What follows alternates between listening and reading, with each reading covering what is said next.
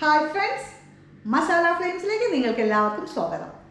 എല്ലാവരും സുഖമായിട്ടിരിക്കുന്നത് വിചാരിക്കുന്നു. അതേപോലെ ഞങ്ങളും ഇവിടെ സുഖമായിട്ടൊക്കെ ഇരിക്കുന്നുണ്ട്.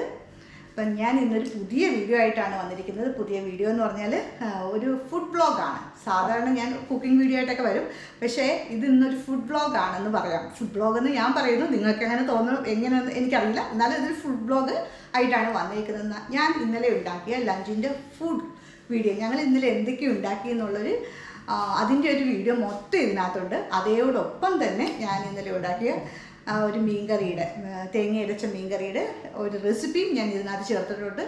അതിനകത്ത് ഞാൻ ചെയ്യുന്ന ഒരു രഹസ്യമുണ്ട്, പൊടിക്കൈയുണ്ട് ടേസ്റ്റ് കൂട്ടാനായിട്ടുള്ള. ആ രഹസ്യവും ഞാൻ ഇതിനകത്ത് ഉൾപ്പെടുത്തിയിട്ടുണ്ട്. അപ്പം ഇത് നിങ്ങൾ കാണുക. കണ്ടിട്ട് നിങ്ങൾക്ക് ഇഷ്ടപ്പെടുകയാണെങ്കിൽ എന്നെ സപ്പോർട്ട് ചെയ്യുക, സബ്സ്ക്രൈബ് ചെയ്യുക, ഷെയർ ചെയ്യുക, ലൈക്ക് ചെയ്യുക. അപ്പം നമുക്ക് നമ്മുടെ വീഡിയോയിലേക്ക് പോകാം. ഇതിന്ന് വിരിഞ്ഞ പൂക്കളാണ്. എല്ലാ ദിവസവും ഇപ്പം സമ്മറായതുകൊണ്ട് തോന്നുന്നു ഒത്തിരി പൂക്കൾ ഇങ്ങനെ ഉണ്ടാകാറുണ്ട്. രാവിലെ എണീക്കുമ്പോൾ കണ്ണ് നിറച്ച് പൂക്കൾ കാണാം. എന്താ ഒരു തണ്ടിൽ തന്നെ 4 എണ്ണമാണ് വിരിഞ്ഞ് നിൽക്കുന്നത്. എനിക്കതൊക്കെ കാണുമ്പോൾ ഭയങ്കര സന്തോഷമാണ്. എല്ലാ ദിവസവും ഒത്തിരി പൂക്കളുണ്ടാകുന്നു. എന്തായാലും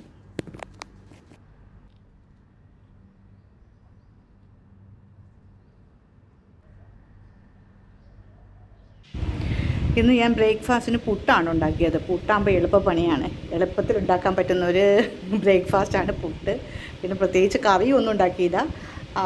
മാങ്ങ സീസണാണ്, മാങ്ങ ധാരാളമായിട്ട് ഇപ്പോൾ കിട്ടും. അതുകൊണ്ട് നമ്മൾ പഴുത്ത മാങ്ങ, പുട്ടും പഴുത്ത മാങ്ങയും എൻ്റെ കുഞ്ഞിൽ ഞങ്ങളുടെ ഏറ്റവും ഇഷ്ടപ്പെട്ടുള്ളൊരു സാധനമായിരുന്നു പുട്ടും പഴുത്ത മാങ്ങയും കഴിക്കുന്നത്. അത് തന്നെയാണ് ഞാൻ ഇന്നിവിടെ ഉണ്ടാക്കിയേക്കുന്നത്. അപ്പം രാവിലെ തന്നെ ഞങ്ങൾ പുട്ടും പഴുത്ത മാങ്ങയും ഉണ്ടാക്കി കഴിച്ചു. അവധിയായിരുന്നുകൊണ്ട് ഞങ്ങൾ ബ്രേക്ക്ഫാസ്റ്റ് കുറച്ച് താമസിച്ചായിരുന്നു ഉണ്ടാക്കി കഴിച്ചത്. അപ്പോൾ ബ്രേക്ക്ഫാസ്റ്റ് കഴിച്ച് കഴിഞ്ഞപ്പോൾ തന്നെ നമുക്ക് ലഞ്ചിനുള്ള സമയമായിരുന്നു. കഴിച്ച് കഴിഞ്ഞ ഉടനെ തന്നെ ഞാൻ പിന്നെ കുക്കറെടുത്ത് വെള്ളം ചൂടാകാൻ വെച്ചു. സാധാരണ ഞാൻ വെള്ളം ചൂടായതിന് ശേഷമാണ് അരി കഴുകിയിടുന്നത്. അതേപോലെ തന്നെ വെള്ളം ചൂടായതിന് ശേഷം അരി കഴുകിയിട്ടിട്ട് പിന്നെ അതിനെ അടച്ചു വെച്ചു.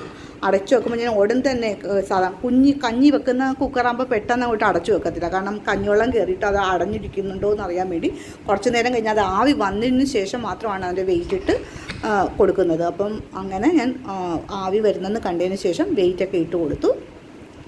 അത് ചോറങ്ങനെ വേഗം വെച്ചിട്ട് നമുക്ക് കുറച്ച് കപ്പ ഉണ്ടായിരുന്നു. 2-3 ദിവസമായി, 2-3 ഒരു 3-4 ദിവസമായി കപ്പ മേടിച്ചിട്ട്.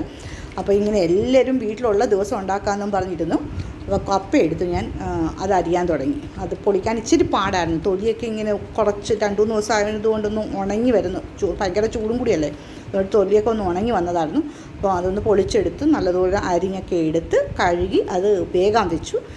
അത് അടുപ്പിലോട്ട് വേഗം വെച്ചതിന് ശേഷം ഞാൻ നമ്മുടെ അടുക്കളത്തോട്ടത്തിലേക്ക് പോയി. കാരണം അന്നത്തെ തോരൻ നമ്മുടെ അടുക്കളത്തോട്ടത്തിൽ നിന്നുള്ള ചീരയായിരുന്നു അന്നത്തെ എൻ്റെ തോരൻ. അപ്പം അത് പിച്ചാൻ പോയി. അത് പിച്ചിക്കൊണ്ട് വന്ന് കഴുകി അതൊന്ന് അരിഞ്ഞ് മാറ്റി. ചീരയും അരിഞ്ഞു, അതിൻ്റെ വേണ്ടുന്ന എല്ലാ സാധനങ്ങളും സവാളയും പച്ചമുളകും എല്ലാം അരിഞ്ഞ് വെച്ചു. അരിഞ്ഞ് വെച്ച് അത്ര സമയം കൊണ്ട് നമ്മുടെ കപ്പ ഇവിടെ തിളച്ച് നല്ല വെന്ത് വന്നിട്ടുണ്ട്. അപ്പോൾ പിന്നെ കപ്പയ്ക്ക് ഞാൻ അരപ്പെടുത്തു.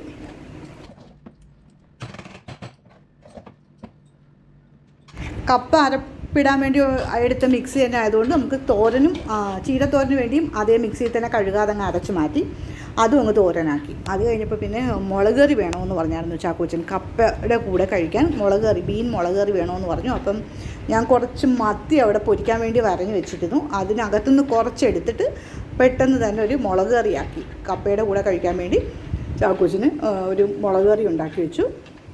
മുളക് കറിയിൽ നമ്മൾ തിളച്ച് മീനൊക്കെ ഇട്ടതിന് ശേഷം അത് വേകാൻ വെച്ചിട്ടാണ് ഞാൻ നമ്മുടെ സ്പെഷ്യൽ റെസിപ്പിയായ മീൻകറി, തേങ്ങ അരച്ച മീൻകറി ഉണ്ടാക്കാൻ പോയത്.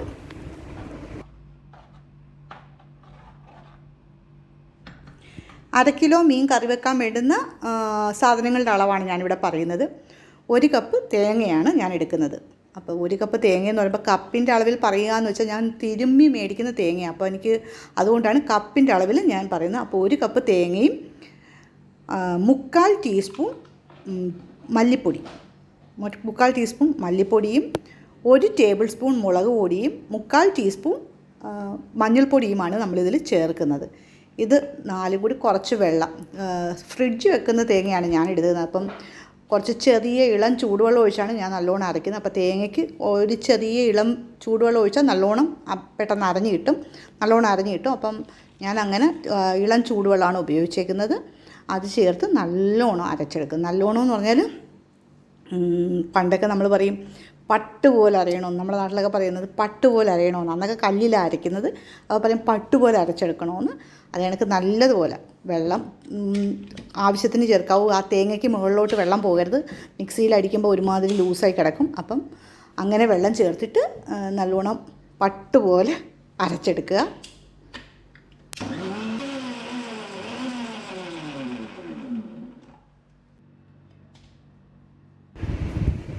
നല്ലതുപോലെ അരച്ചെടുത്ത അരപ്പ് നമുക്കൊരു ചട്ടിയിലേക്ക് ഒഴിക്കാം. ആ ചട്ടിയിലേക്ക് ഒഴിച്ചിട്ട് ആ മിക്സി തന്നെ കഴുകി നമുക്ക് കുറച്ച് വെള്ളം കൂടി ചേർക്കാം. അതായത് ഒരു 1-1.5 കപ്പ് വെള്ളം കൂടി ഒഴിച്ച് മിക്സി നല്ലോണം കഴുകിയെടുക്കുക. എന്നിട്ട് ആ വെള്ളം തന്നെ കറിയിലേക്ക് ആ ചട്ടിയിലേക്ക് ഒഴിക്കുക.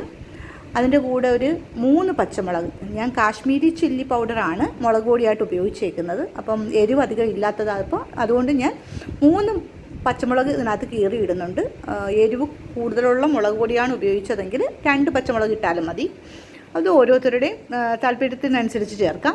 അതിൻ്റെ കൂടെ കുറച്ച് കറിവേപ്പിലയും കൂടി ഇട്ട് അത് കഴിഞ്ഞിട്ട് കുറച്ച് 1 ടീസ്പൂൺ ഉപ്പിട്ടിട്ടുണ്ട്. ടീസ്പൂൺ ഉപ്പെന്ന് പറഞ്ഞാൽ പിന്നെ നോക്കിയിട്ടൊക്കെ ഇട്ടാൽ മതി. ആദ്യം കുറച്ച് ഉപ്പിടുക.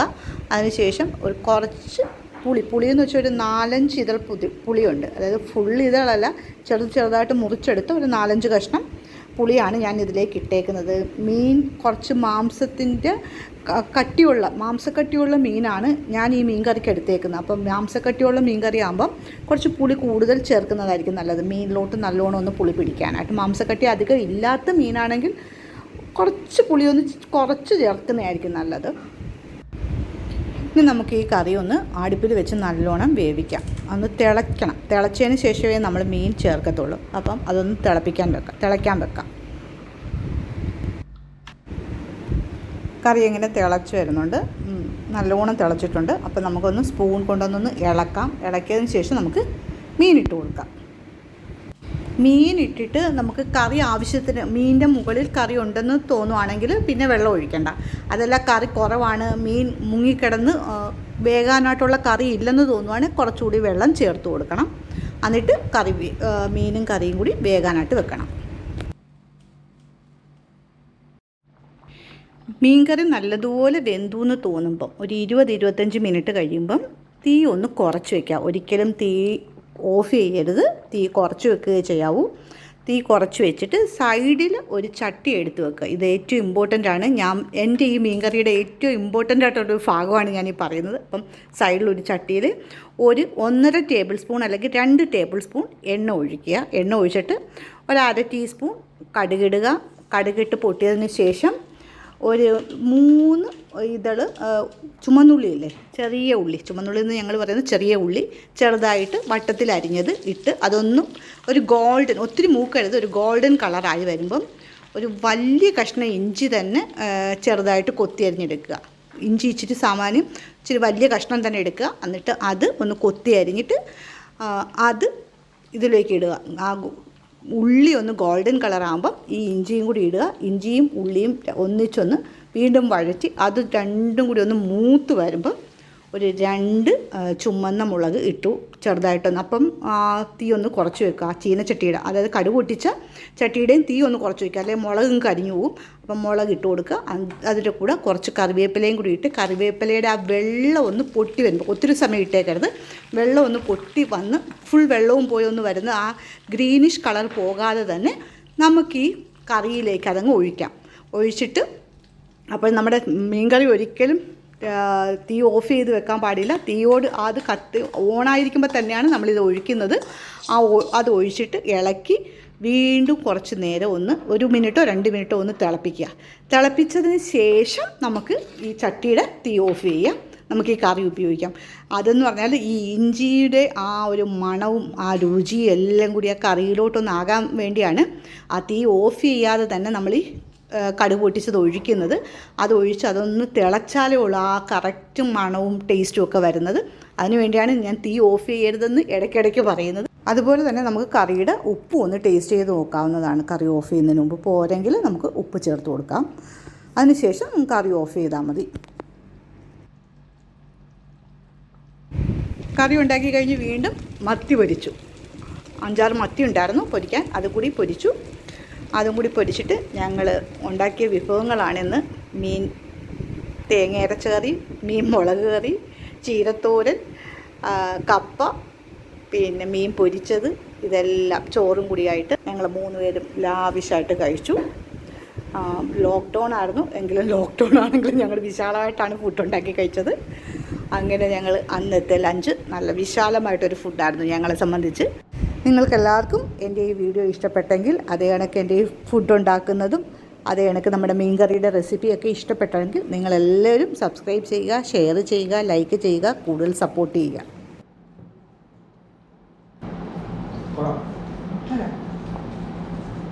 അടിപൊളി.